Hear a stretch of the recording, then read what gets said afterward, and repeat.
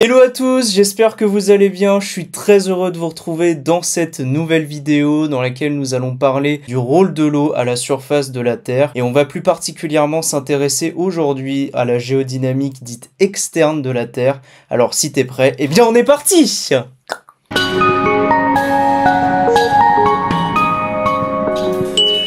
Premièrement, ce qu'on pourrait se poser comme question, c'est tout simplement à quoi correspond en fait la géodynamique externe. Eh bien en fait la géodynamique externe de la Terre, elle correspond à l'ensemble des processus qui vont modifier la structure d'un paysage en surface, et ce via l'intervention de plusieurs facteurs environnementaux. Parmi ces facteurs environnementaux, on peut en citer certains, comme la glace, le vent, le soleil et l'eau également, etc., etc. Et dans le cas de cette vidéo, tu l'as sans doute deviné, on va s'intéresser à l'un de ces facteurs environnementaux, l'eau.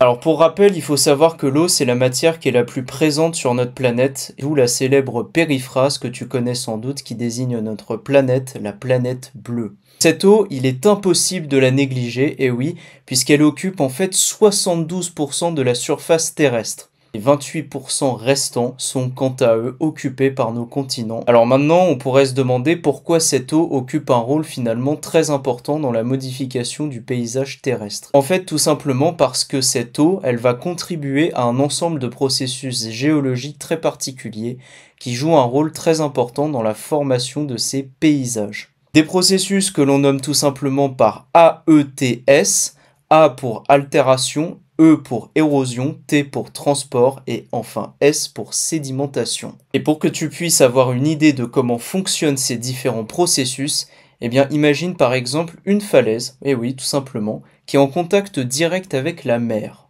Et la première question que tu peux te poser, c'est la suivante. Que peut-il bien se passer au cours du temps ? Et finalement, quels sont les changements que l'on va pouvoir observer ? Tout d'abord, il faut s'imaginer que la roche issue de cette falaise, elle va vieillir au fil du temps, elle va s'altérer, même se détériorer. Et ce, à cause de l'environnement. Et il s'agit là donc d'une première étape, tu as dû le deviner sans doute, que l'on nomme le processus d'altération. La roche va tout simplement s'altérer. Ensuite, une fois l'altération opérée au niveau de cette roche, eh bien en fait celle-ci elle va tomber petit à petit en morceaux de la falaise d'où elle était originaire, et ce directement dans la mer. Comment ? Eh bien là aussi via l'intervention de facteurs environnementaux tels que la pluie, le vent, les vagues, la glace, l'eau, etc., etc.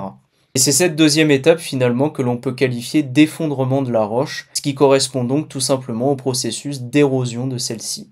Maintenant que ces sédiments sont tombés dans la mer, eh bien l'idée est que ceux-ci soient emportés, amenés et transportés par la mer directement vers le large. Et je pense que tu l'as deviné, il s'agit là de l'intervention du processus dit de transport. Et enfin, une fois transportés au large, eh bien ces sédiments ils vont se déposer, ils vont s'accumuler et vont sédimenter au cours du temps, se solidifier en quelque sorte, ce qui va donner d'autres roches. Et ces sédiments, on peut les retrouver par exemple sur le sable de la plage, et ce en énorme quantité, tu l'imagines bien. Il s'agit là de la dernière étape du processus que l'on nomme la sédimentation. Alors ce qu'il faut surtout retenir à l'issue de cet exemple, c'est le rôle primordial que joue l'eau, mais aussi les autres facteurs environnementaux qui l'accompagnent, à la fois dans la formation et la modification des paysages. Garde l'idée aussi que ce concept met en évidence le fait qu'une roche stable, que l'on appelle autrement dit la roche-mère, eh bien en fait elle peut subir des transformations et des instabilités au cours du temps. En fait c'est un cycle tout simplement.